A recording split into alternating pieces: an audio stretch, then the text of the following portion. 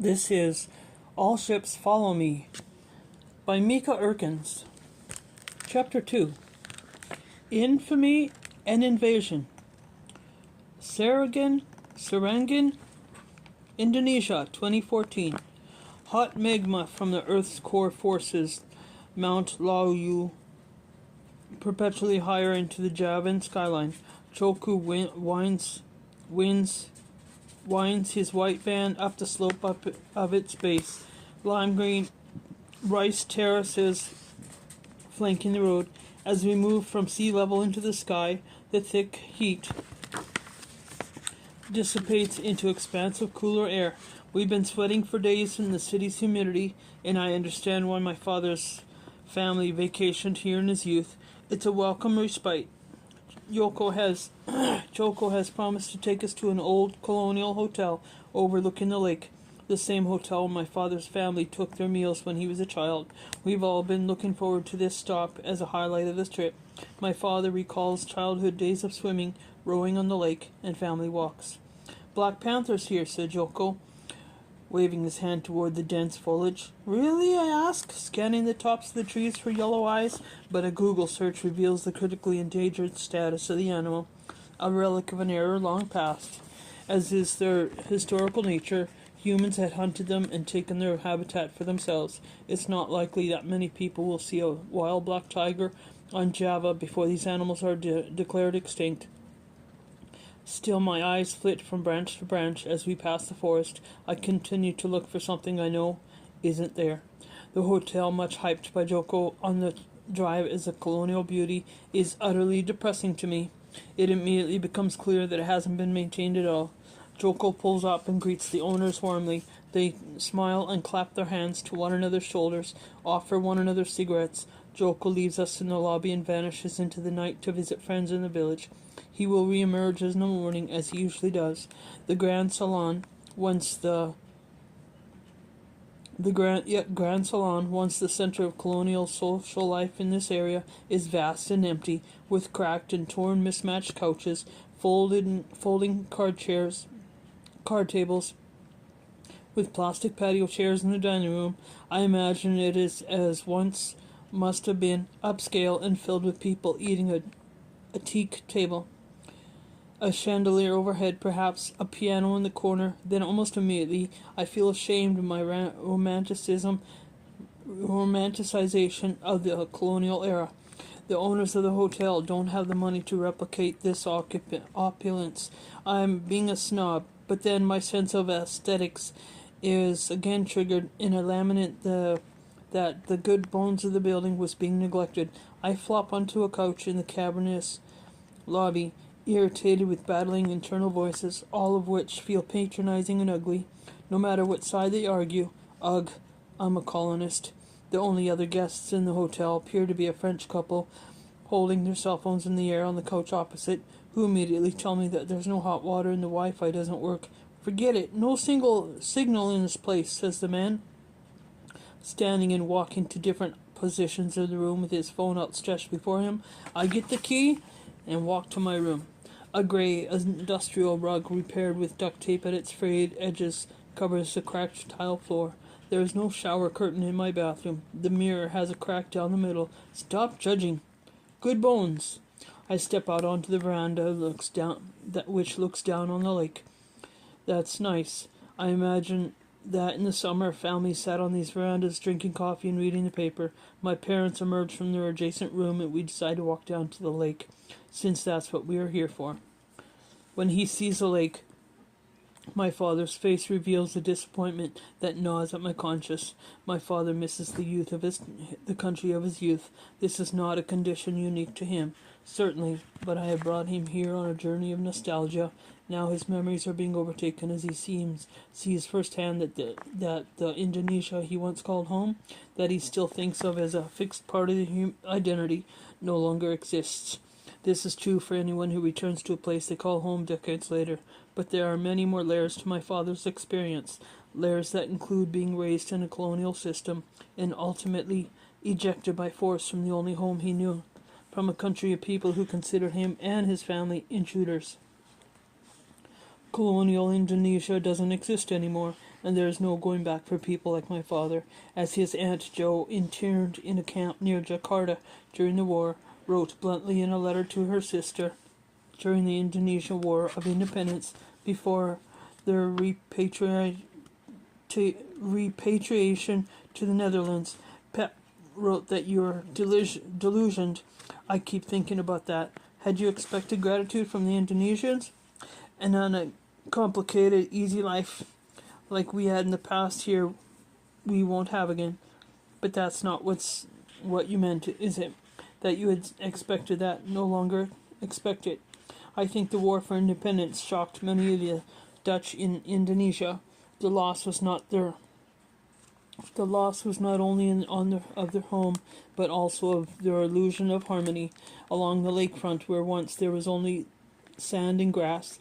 Dozens of vendors now line this concrete shore, appealing to us as we walk. Costume jewelry, t-shirts, ball caps, bubblegum, yo-yos, pork rinds are on offer. Good price. There is a photo of my grandfather in a rowboat on this lake during the 1930s. He wears a conical thatched paddy hat, Bermuda shorts, and shoes with dress socks pulled up over his calves. He smiles broadly. My father and his siblings hang off the sides of the boat, likewise grinning. It's the before photo of my father's World War II. I don't see this carefree joy on their faces in the post-war photos. Serengen Lake is supposed to be the highlight of our trip, but as we sit at the card tables in the dining room of the hotel that evening, eating a pile of unseasoned bami, it just feels entirely depressing. I question everything about this trip and feel a mixture of grief over the loss of something I never got to see, confusion about the scars of colonialism that run as undercurrent during our entire trip, and guilt for thinking that returning to the sites of his childhood would be amazing experience for my father, rather than highlight his lack of home. When I read my father's travel notes later, however, I find the neutral tone remarkable. The disappointment I had seen on his face at the lake completely absent from his account. We arrived at the hotel, which is a beautiful veranda that looks out over the lake, he wrote. However, this former superior hotel appeared somewhat poorly maintained since its heyday. We decided not to stay there longer for one night. The next morning we left for nearby Madium, where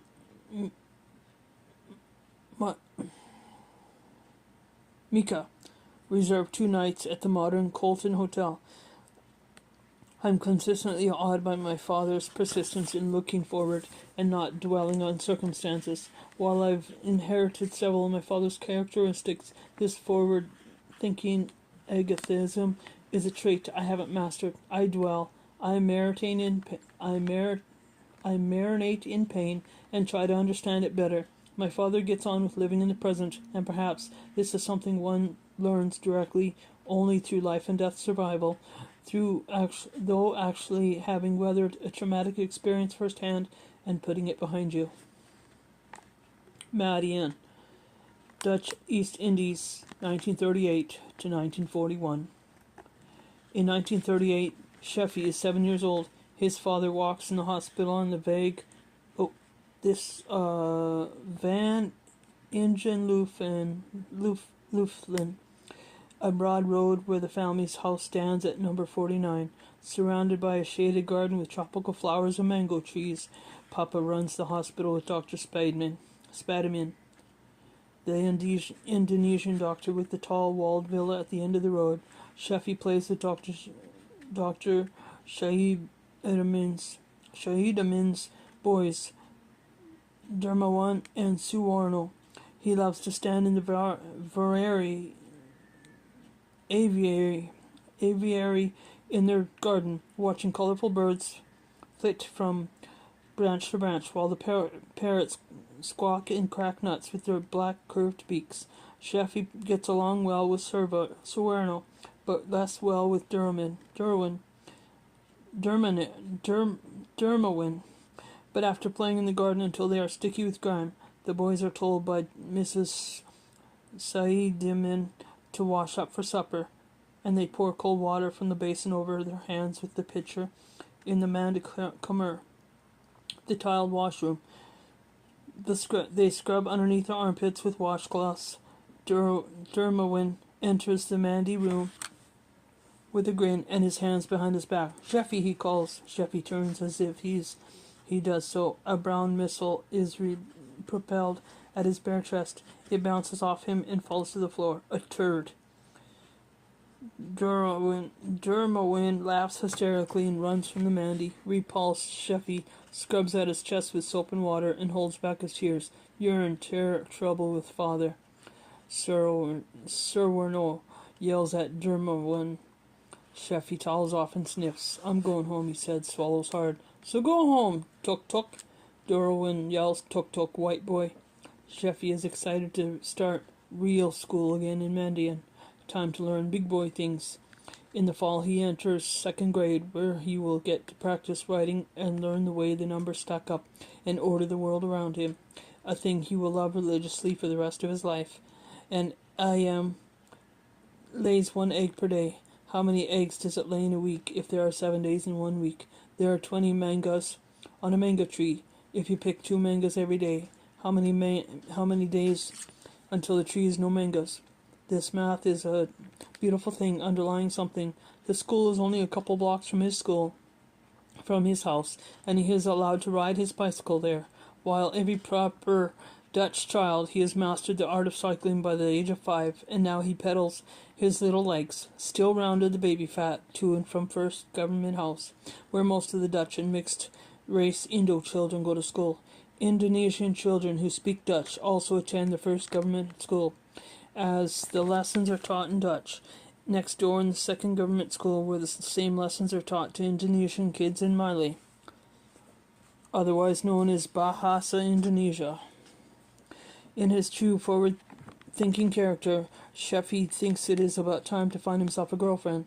There are 2 contenders. The first is Ingrid, a pale, serious girl with long black hair and dark, intense eyes, and the other is Dienike,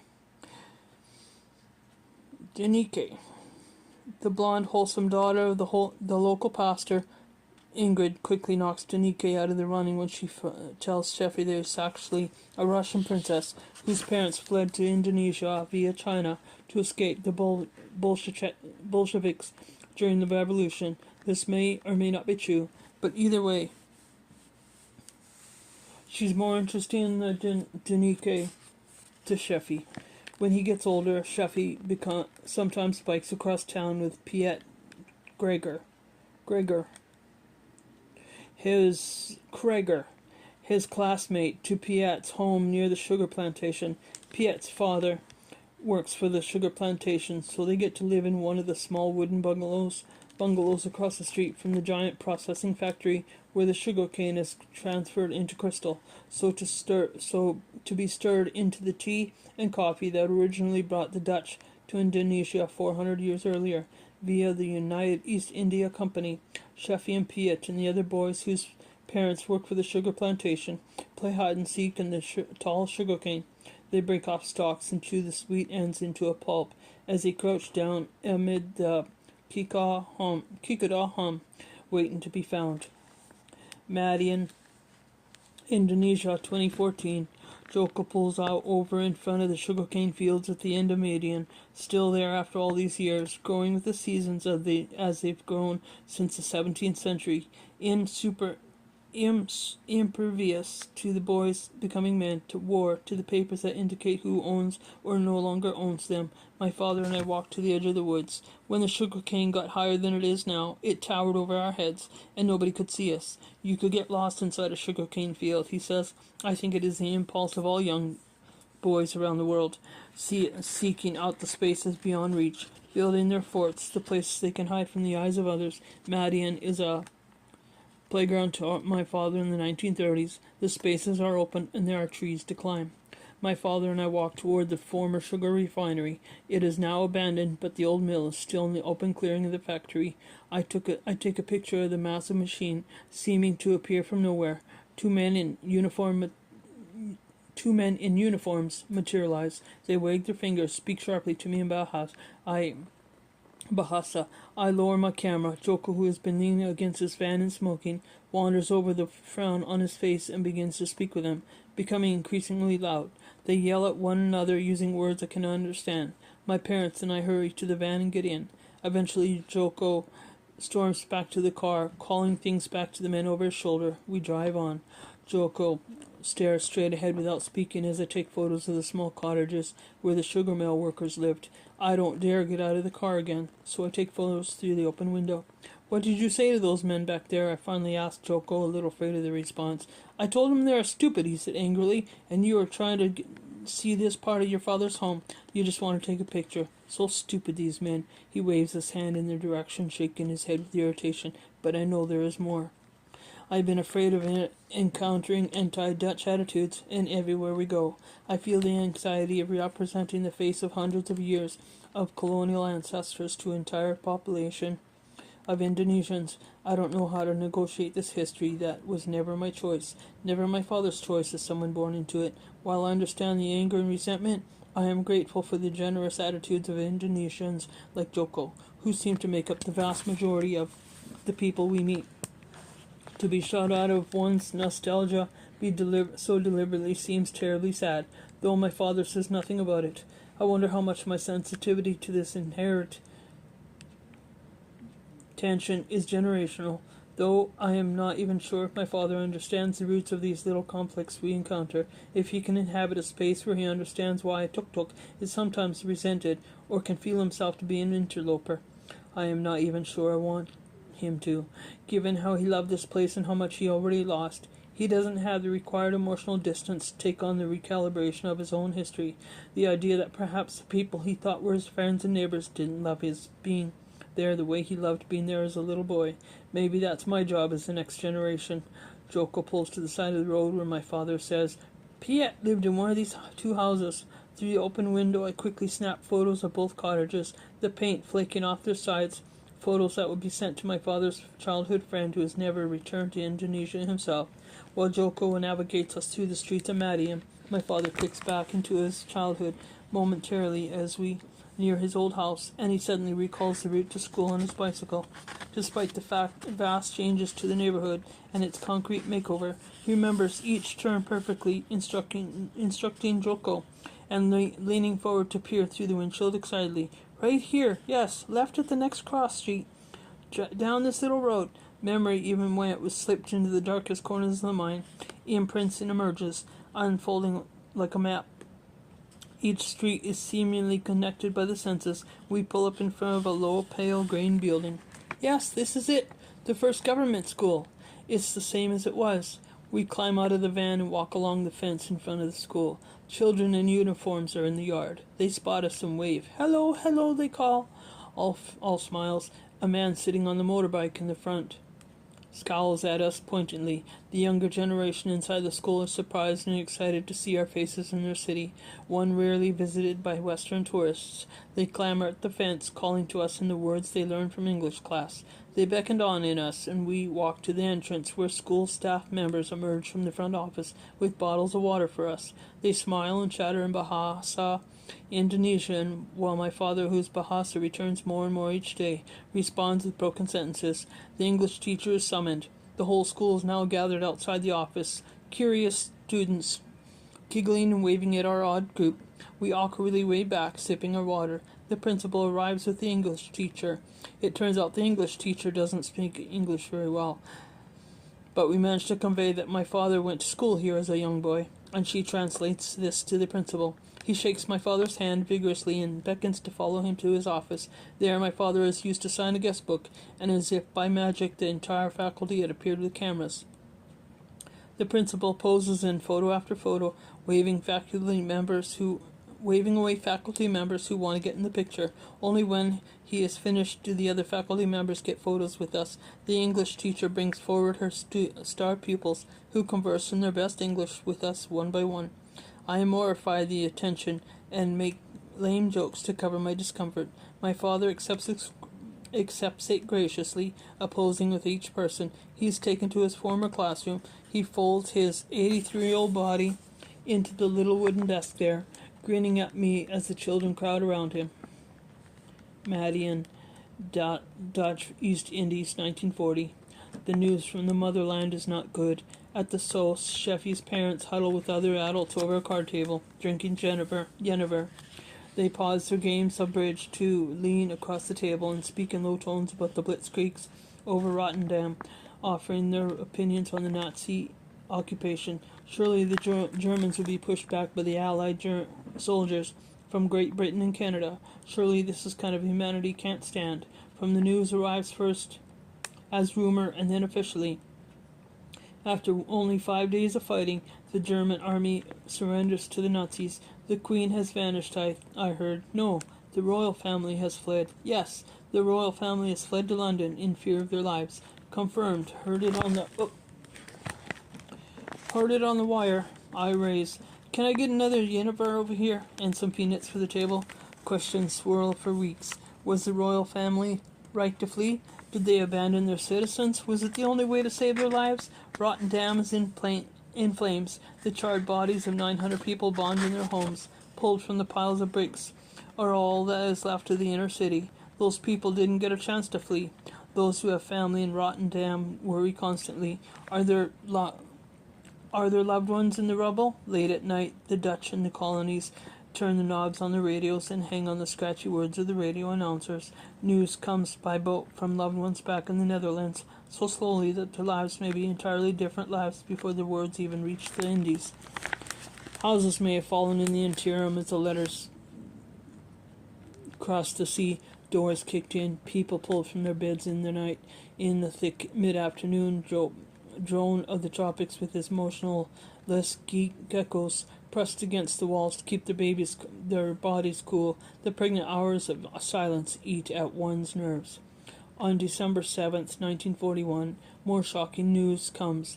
Sheffy sits on the floor of the living room while his parents hunch over the giant wooden radio.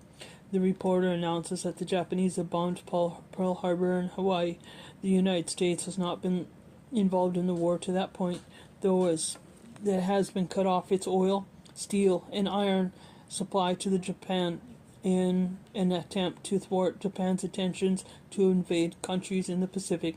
Japan has already cut through China with a fury and has made a pact with Germany and Italy as an Axis power for a new world order. The ambush attack on the United States is intended to destroy most of the U.S. naval fleet in the Pacific preemptively so that Japan can carry out its plan to take over Southeast Asia. To this end, at the same time that Japan attacks the United States, it attacks strategic military targets in Hong Kong, Singapore, Thailand, and the Philippines. The next day, December 8th, the American President Franklin D. Roosevelt declares war on Japan, a date which will live in infamy. Sheffy hears the words come through the radio and they send chills through him, though he doesn't understand what they mean. The gravity of Roosevelt's voice says it all. Suddenly and deliberately attacked by naval and air force of the Empire of Japan, American ships torpedoed. Severe damage. But even before the United States' own declaration, the Netherlands declares war on Japan, knowing what is coming. They have to gather what little military power they have in the Pacific, and they have to do it fast. The Dutch East Indies reads itself to fight the Japanese. My grandfather is sent to the military base in Surabaya as a military doctor. He has issued a gun when he is listed, but as a physician, he barely knows how to shoot it. All military personnel, regardless of function, are now called back to base for a crash course in combat. My grandmother does her part as well. She and other women take weekend courses to learn how to drive trucks, climbing up into the cabs in their skirts and heels. They try to ignore the implication of the need for them to take on these non-traditional jobs as their husbands attend emergency combat training at the SOS. Members deposit all of their metal items in a collection box to be melted down for the war effort. While the adults have a period of adjustment and anticipation, Sheffy's now 10 years old, continues to go to school each day. No doubt the adults shield him and the other children from the fear that seizes them. By now, my grandmother's sisters, Jo and Co, have both come to live in the Dutch East Indies. Aunt Jo has adjusted to the Dutch East Indies very well. She has begun a religious school with her friend, an Indonesian woman named Sortna, whom the family knows as Aunt Sor. Unlike Ko, Joe doesn't live close to the family, though the family often spends holidays swimming in the pool near Aunt Joe's mountain cottage near Sukabumi, a lush area of budding coffee plantation. In a remarkable stroke of bad timing, Ko has moved from Bolivia with her husband Jan just before the war.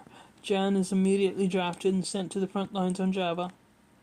My grandmother's brother still lives in Bolivia and has sent his 11-year-old son to live with Aunt Ko and Uncle Jan in Java and get an education in Dutch school like his cousins, since the war with Germany and the Netherlands had removed the option of his studies there. So Jeffy's cousin Kees has joined Sheffy at the Dutch school in Madian, arriving just 3 months before the bombing of the Pearl Harbor. Parents are understandably anxious about sending their children to school during this period of waiting for the other shoe to drop, scanning the skies nervously, startling at every sound of a motor. What will happen to them? How can they protect their children from bombs? Sheffy and his peers are sent to school with pots, colanders, and soup tureen helmets tied upside down on their heads with ribbons and shoelaces, some brandishing pat handles like horns, a feeble but courageous army against the Japanese. My grandfather, home for the weekend before returning to the base in Surabaya, gives Sheffy a rare military gas mask, something that fills my father with pride. He wears it to school, blinking at his classmates from inside like a goldfish in a bowl. At school, workmen furiously dig 3 long trenches in front of the school to serve as bomb shelters. The teacher tells the students that we'll practice air raid drills as soon as the shelters are completed, lining up and climbing into the trenches. So when the air sirens go off one afternoon, Sheffy assumes that it is their first drill, but as they crouch in the shelter with their pot and pan helmets clanging against each other, the situation becomes clear. The sound is distant from unmistakable. Airplanes. It's not a drill. Sheffy and his classrooms hunker down. The teacher shouts, Heads down, children, stay down. Then the first Japanese bombers fly over them with a swelling, all-encompassing roar that fills every space. The Black Widow undersides marked with the red dot of the Japanese flag. The children look up as the shadows pass over their faces. The planes strafe the airfield nearby, killing the military fathers of several of Sheffy's schoolmates, like they crouch beside him in the trench in front of the school, listening to the thundering rage of war and their teacher crying. It is the end of something, or is it the beginning of something? This is a liminal moment between before and after for these children and my father, who haven't known to feel fear before now. Their worlds begin to tilt. For a month, a battle rages between Allied forces and Japan, mainly in Surabaya. A naval battles off the coast. My grandfather and Ko's husband Jan are at the front near in the base in Surabaya. And the rest of the family waits tensely for updates. My grandmother turns on the radio every night to get the news, transmitted by the Netherlands Indisch radio Reop Mashapi NIROM, Netherlands Indies Radio News Agency. They hear about the tremendous battle in the Java Sea. The last line of defense for the Allied forces is in holding back the Japanese troops. The Japanese forces has 28 well-equipped ships to the Allied 14 cobbled together from Dutch, US, UK, and Australian Navy forces. The British, Australian, and American navies has suffered losses in other battles and are reluctant to call in more forces. The Japanese have jammed the radio frequencies, and because of stormy weather, nighttime air assaults on their ships aren't possible. The Dutch Navy must decide whether to move forward with such a small fleet.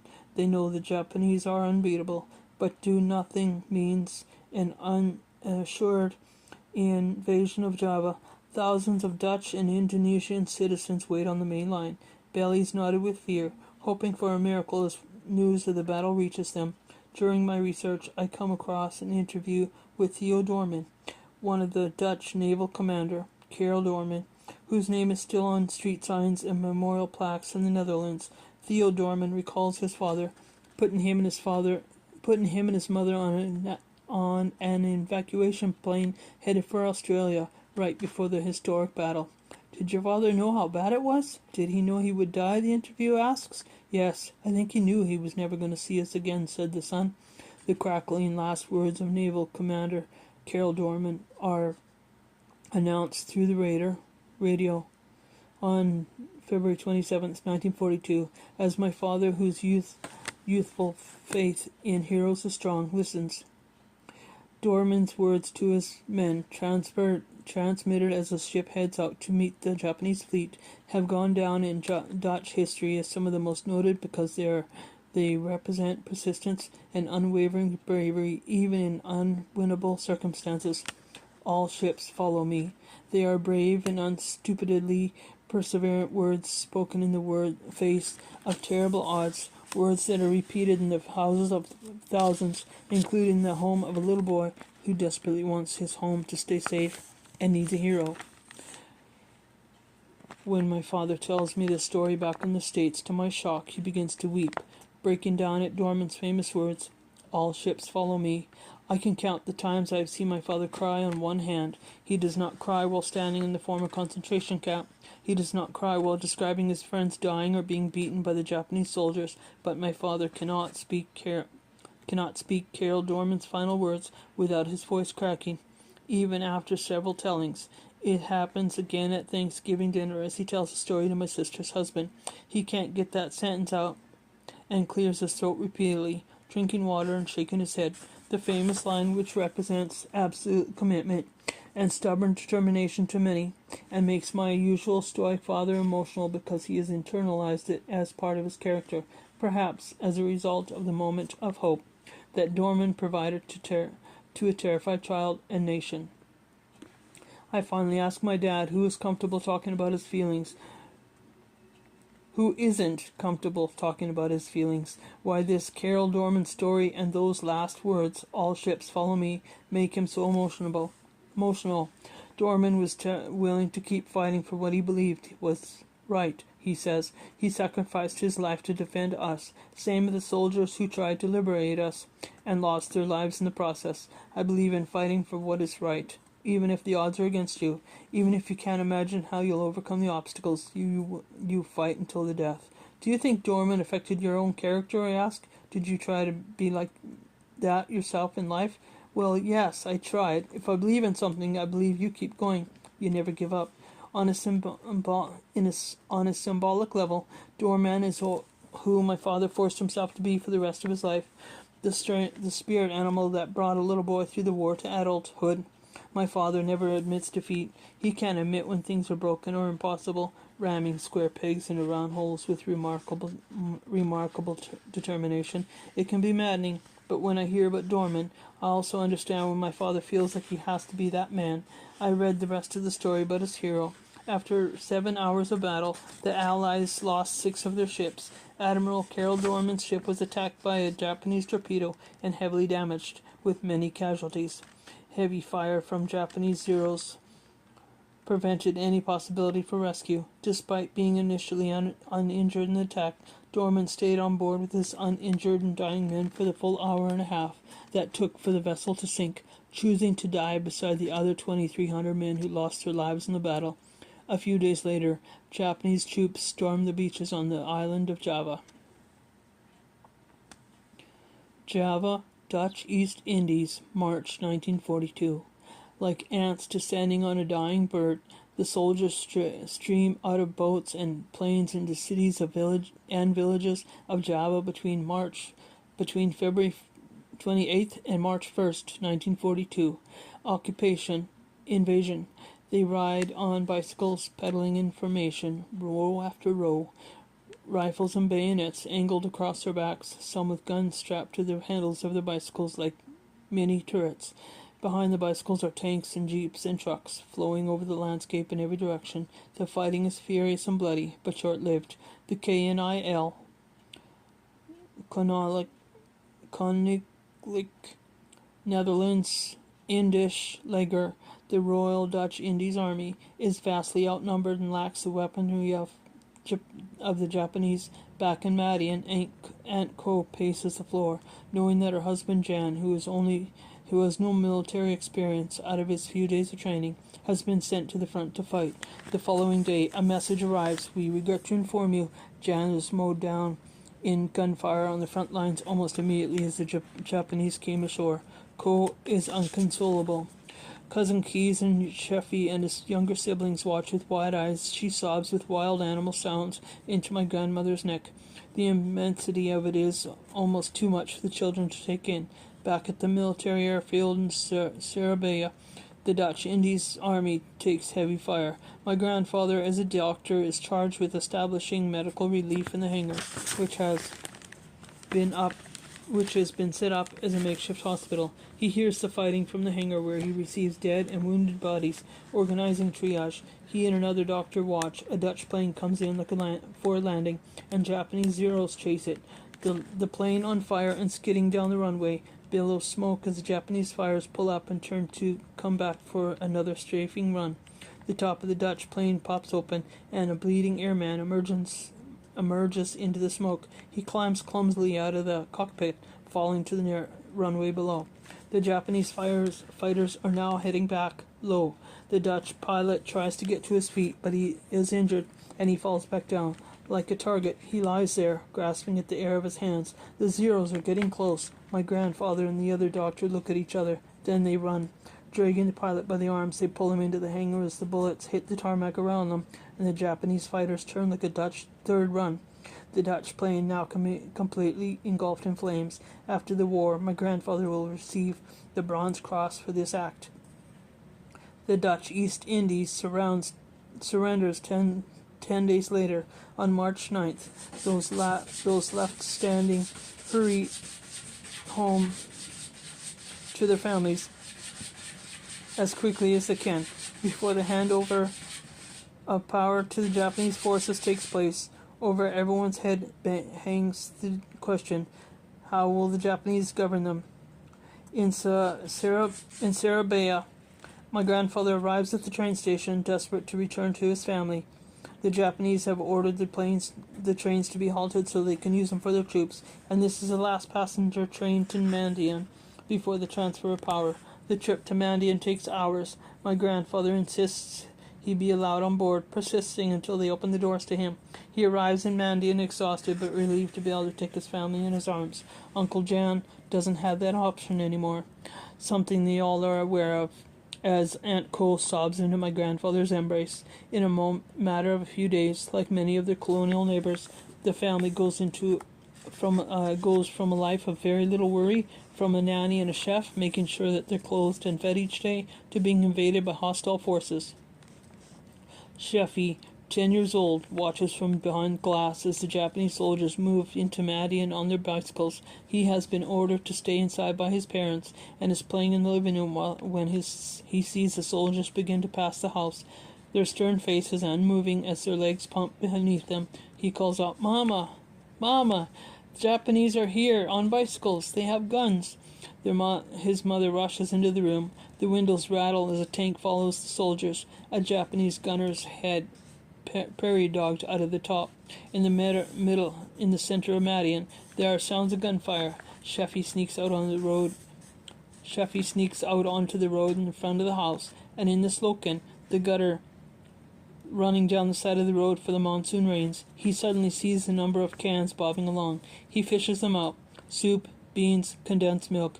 In the center, some people have looted the stores in the chaos of invasion when they see 2 Indonesian men hanged by the Japanese troops in a square and realize that people were searching for stolen goods. They drop their cans into the gutters where the rainwater now carries them to Sheffy.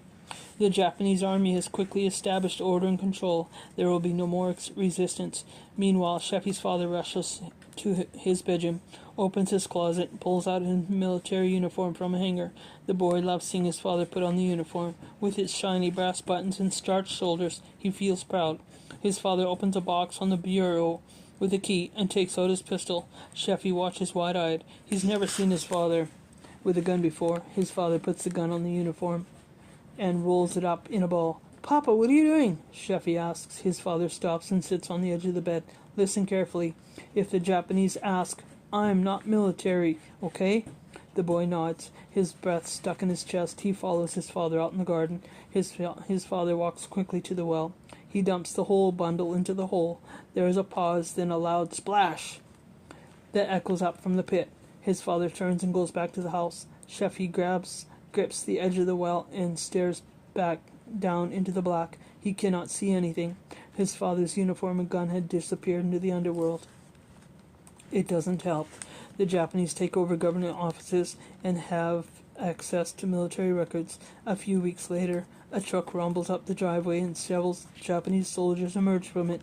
They bang loudly on the door, and when they are taking my father away in a truck to a military prison, Sheffy watches the truck growing smaller as it moves down the driveway, dust kicking up in its wake. His mother is given orders by the Japanese to vacate the house. The staff are told they no longer have jobs. My grandmother gives them some of the money she has, but Japanese officers tell the nannies and chauffeur and cook they must move out of the house as well. It's uncertain where they will go. The Dongos and Suwayo says he will stay near the family, though he has no work now, no income to support himself. The servants are being displaced too. Days later, Sheffy and his remaining family, including Aunt Cole and Cousin Keith, move into a small cottage down the street with another Dutch woman and her family and her children, while the Japanese officers are living in Sheffy's house, eating at his table, sleeping in his bed. He wonders if they found a secret hiding place in the attic yet, if they've discovered the trick to the loose door handle in the bathroom upstairs, if they climb his tree. Europeans are placed under house arrest by the Japanese. Sheffy is no longer allowed to go to his beloved school, and in Batavia, known later as Jakarta, the heads of European schools are arrested. War doesn't mean just physical control. It means psychological control, and psychological control means that control of communication. Political conversation is banned. The Dutch residents still get some news on the radio from the NIROM station, but this lasts only a short time. On March 8, the day the Dutch surrender, the announcer ends the program with, "We now end our broadcasts. Farewell until better times. Long live the Queen." However, for a week thereafter, their defiant radio employees continue sending short broadcasts that end with the Wilhelmus, the Dutch national anthem. When the Japanese discover this, they behead the employees, and thereafter any European caught listening to the radio is executed. In Bandung, Dutch government officials are executed and their offices taken over by the Japanese. Through the country, the official calendar changes overnight from the year 1942 to 2602. Japanese characters replace Roman numerals. All newspapers, Dutch and Indonesian, are taken over by the Japanese authorities and begin to turn over propaganda in Bahasa. The newspaper Asia Raya now fills the newsstands, praising praising the brave and powerful Japanese soldiers fighting against the weak, indecisive Allied forces. Dutch as an official language is banned. The printing or sending of any literature is halted, punishable by death. In April 1942, the Kempeitai Japanese military police have begun to spread into the villages. There are executions for people breaking all the rules. All people over 17 in Java must register and pay a registration fee, as well as sign a document pledging loyalty to Japan. Europeans are charged exponentially for the native Indonesian population. The Dutch are told they must pay 150 guilders, valued at around $1,000 in today's currency, for men, 100 for women, in exchange for protection for the cooperation. The implication being that others would possibly come to harm for not paying the fee. The registration is only a means to get the names and addresses of the residents. However, as there are no sign of any unique protection if one pays the registration fee, Ultimately, the police begin making deals with unregistered people so they can register for 1 guilder just to get their names and addresses down on paper. Next door to the cottage where my father moves is an abandoned school to where the city tows cars. Perfect cars that have been intentionally destroyed and abandoned on the roads by their owners. Long white Pierce Arrows and convertible Willys Knights with rounded tops and shining leather upholstery. They are ridiculously gorgeous cars. There are photographs of my father sitting in one of these grand autos like something out of The Great Gatsby and the days before the Japanese make landfall when the Battle of Java Sea is lost. Family topers watch their fine machines they've driven for years retreat down the palm-lined roads, carrying their jobs with them. Then the Dutch men work together to remove the tires, cut the gas lines, and smash the headlights and windshields of their own cars. They know the autos will be confiscated, and they don't want to give the Japanese any more vehicles with which to wage war. They may be conquered, but they will not aid the Japanese war effort. Sheffy and the other kids in the neighborhood sneak into the schoolyard and scavenge any replacement parts of the cars. They open the hoods and discover remnants of gasoline in the glass reservoirs, which they siphon through a bamboo chute into coffee cans. They decide to make a fire with it, dousing auto upholstery and gathering sticks. They pour the gasoline over the pile, then set it on fire. Still, boys, even in war, it explodes into flames, larger, more ferocious than they anticipated. They turn and run home to their mothers. The Japanese are perplexed and angered by the behavior of Dutch children like Sheffy, still playing outside after the invasion. They have strict codes of respect, and these children don't seem to understand this. The Japanese insist that the Europeans should behave more like conquered people. A formal decree is drawn up and posted. No more roller skating to begin with. Announcement 20 April 1942. The mayor of Batava informs you, due to complaints received from the Nippon authorities about the annoyance caused by roller skaters, the mayor of Batava must forbade any roller skating traffic in the vicinity of buildings where the Japanese authorities live and on public roads. If there is no halt to the roller skating traffic, more severe controls will be enforced. Other rules are printed and distributed as well. Announcement on orders from the Nippon government to all Europeans. It is expected of all European residents as members of as members of conquered group, you will show respect to Dai Nippon, especially the Nippon military. The following rules must be observed. Don't come outside unless you have no other choice. Rules must be followed if you do find yourself in public, specifically in restaurants, cafes, and other public space. Loudness is not permitted. You may not cause a disturbance. Anywhere outside at any time of day, you must display as a Nippon military, regardless of their rank, a display of respect by bowing. To avoid severe disciplinary measures, the Nippon authorities expect a strict adherence to above-named rules. European women are expected to dress themselves decently. Clothing such as long pants, which is limited imitation of men's clothing, may no longer be worn, given that this is opposition to Eastern mores. I find this ban on roller skating in the Japanese regime's insistence on respect from the losing side eliminating after the particular harshness of life under Japanese military occupation in the years that follow, because it speaks to underlying philosophy about roles. Knowing one's place seems to matter a lot to the occupying forces. The social roles of conquerors and the conquered are self-explanatory and obvious to them, so they are baffled when they encounter a culture where adherence to the rules is not second nature. In this way, the dynamic of invading force conquering a colonial population that is in itself an occupying force and used to being in a power position creates an extra layer of hostility from both sides. Sheffy doesn't live in the cottage anymore. 2 months. Then the Japanese officers come to take the women and children away, like the men before them. Before they arrive, my grandmother gives her most important possessions to the Indonesian Dr.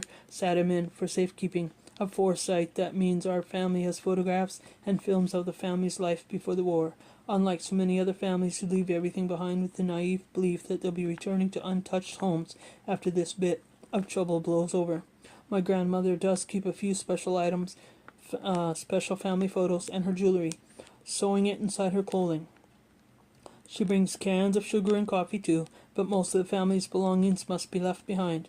Each of them can bring one suitcase with them, taking a deep breath, and hoping she's taken the right things. She closes the clasps and walks out of the little cottage. The officers has arrived, shouting commands. The women and the children, along the hundreds of Dutch people from the region, are taken on flatbed trucks to the train station, where they are loaded onto waiting steam trains. I actually thought it would be kind of an adventure, my dad says now about the transport. There are lots of families at the train station. We didn't know where they were going to take us. We had no idea it was going to be bad. But one thing I knew pretty quickly was that I didn't like the Japs very much. He always used the term Japs, the term they all used then. I always feel uncomfortable because I know it is a slur, but I don't correct him anymore because he doesn't stop.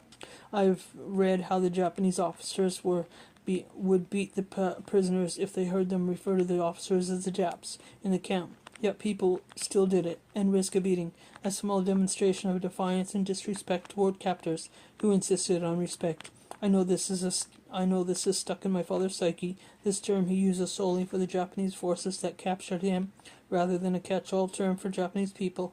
In the camps, it becomes the internees' way of fighting back against their own subjugation. I am not sure how possible it would be for me to uncouple the slur Jap and the Japanese military forces in his mind, or to insist on political correctness from my father when he was referring to the officers who insisted on his obedience in this regard. The Japs were already swinging their whips at the train station. I made sure to stay out of their way, he says. My father's train was going to Semmering in central Java.